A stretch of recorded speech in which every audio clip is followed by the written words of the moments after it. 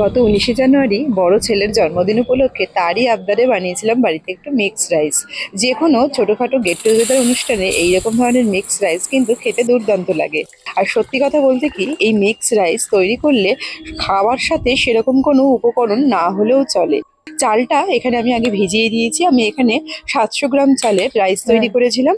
আর সেই জন্য 300 গ্রাম মতন চিংড়ি মাছ আর 300 গ্রাম মতন চিকেন একই সাথে একটু ম্যারিনেশন করে রেখে দিচ্ছি। নুন, সয়া সস, গোলমরিচ, লেবুর রস দিয়ে দুটোকে ম্যারিনেট করে একটু রেখে দিয়েছিলাম মোটামুটি আধা ঘন্টার জন্য। যেহেতু একই ম্যারিনেশন, তাই আলাদা আলাদাভাবে আর দেখালাম না।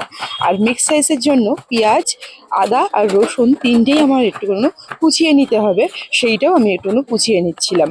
তবে আদা আর রসুন যেটা দেখছেন, এটা কিন্তু দুখানা রান্নায় ব্যবহার করেছিলাম, সেই হিসাবে আমি এখানে অনেকটা আদা রসুনই কুচিয়ে নিয়েছিলাম।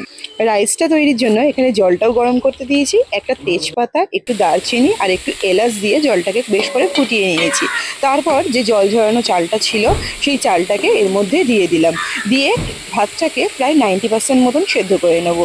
আমি কিন্তু রাইসের চাল প্রায় পুরোপুরি সেদ্ধ করে নিই, মোটামুটি 10 to 5% বাকি থাকে, তখন আমি নামিয়ে নিই।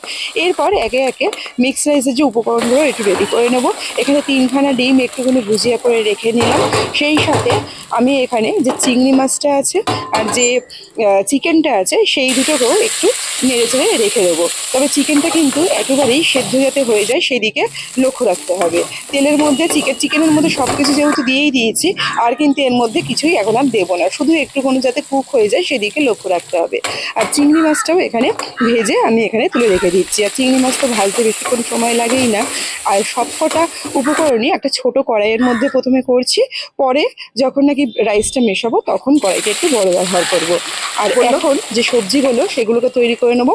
পর্যাপ্ত পরিমাণে একটু সাদা তেল দিয়েছি, 2 চামচ মতন আদা রসুন কুচানোটা দিয়ে দিলাম।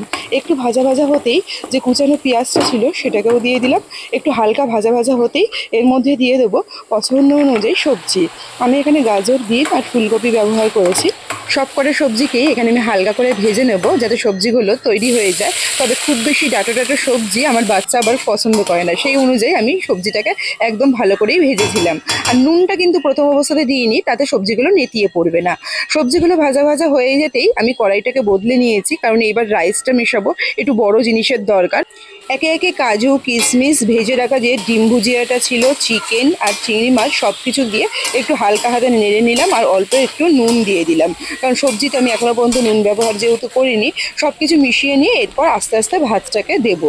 সম্পূর্ণ ভাতটা দিয়ে দেওয়ার পর খুব সুন্দর করে নিচ থেকে ওপর পর্যন্ত একটু আগে মিশিয়ে নিচ্ছি, তারপর বাদবাকি উপকরণগুলো দেবো। যারা ফ্রাইড রাইস খেতে পারেন না, একটু ঘিয়ের সমস্যার জন্য, ঘি ভাত খেতে অনেকেরই অসমস্যা হয়, তারা কিন্তু এই মিক্স রাইসটা ট্রাই করতে পারেন, খেতে কিন্তু অপূর্ব সুন্দর লাগে।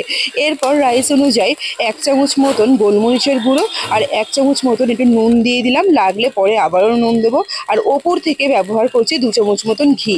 ঘিটা চাইলে সাদা তেলের সাথেও ব্যবহার করা যেতে পারতো, তবে আমি এখানে পরে ব্যবহার করেছি। আর পরিমাণে কিন্তু একেবারেই অল্প ব্যবহার করেছি। এরপর দিয়ে দিলাম 1 চামচ ভাজা মশলার গুঁড়ো আর সেই সাথে বেশ খানিকটা কাঁচা লঙ্কা। ভাজা মশলা বলতে এখানে একটু শুকনো খোলার মধ্যে গোটা গরম মশলা, জিরে, ধনে আর একটু সাদা গোলমরিচের গুঁড়ো টেলে নিয়ে ওটাকে গুঁড়ো করে মশলাটা ব্যবহার করেছি, এতে গন্ধটা খুবই সুন্দর ছাড়ে। আর যেহেতু রাইস, ওপর থেকে একটুখানি মিষ্টি দিয়ে দিলাম। মিষ্টিটা একদম পছন্দ অনুযায়ী এখানে ব্যবহার করতে হবে। এরপর 2 চামচ সয়া সস, 2 চামচ চিলি সস আর 2 চামচ টমেটো কেচাপ একটু দিয়ে দিচ্ছি। এতে একদম দোকানের মতন কিন্তু খেতে হবে রাইসটা। আর সব কিছু দিয়ে খুব সুন্দর করে ভাজা ভাজা করে নামিয়ে নিলেই কিন্তু এই মিক্স রাইসটা একদম রেডি। যে কোনো ছোটোখাটো গেট টুগেদার অনুষ্ঠানে এরকম যদি তৈরি করে দেওয়া যায়, সঙ্গে একটু চিকেনের কোনো কিছু হলেই কিন্তু হয়ে যায়। আর হ্যাঁ, আরেকটা কথা বলতে একটু ভুলে গেছি, সাইডে একটু কোনো তেলের মধ্যে ক্যাপসিকাম টেলে নিয়ে ওপর থেকে একটু দিয়ে দিলাম। ক্যাপসিকামটা চাইলে ভাজা সবজির মধ্যেও দিয়ে দেওয়া যেতে পারতো, তবে তাতে একদম ক্যাপসিকামটা নেতিয়ে যায়, ওই জন্য আমি এটাকে সাইডে দিয়ে তারপরে ব্যবহার করেছি। সব কিছু দিয়ে নেড়ে চেড়ে নিলেই কিন্তু একদম মিক্স রাইস রেডি। যে কোনো ছোটোখাটো অনুষ্ঠানে তৈরি করলে কিন্তু বাচ্চারা ভীষণই পছন্দ করবে, আর সেই সাথে বড়রাও। আজকের রেসিপি আর ভিডিও কেমন লাগলো অবশ্যই জানাবেন। সেই সাথে রেসিপি আর ভিডিও যদি ভালো লেগে থাকে, পেজ থেকে দেখলে পেজটা একটু ফলো করে নেওয়ার অনুরোধ রইল। আর যদি ইউটিউব চ্যানেল থেকে দেখে থাকেন, চ্যানেলটা একটু সাবস্ক্রাইব করে নেওয়ার অনুরোধ রইল। দেখা হচ্ছে পরের রেসিপিতে। ধন্যবাদ।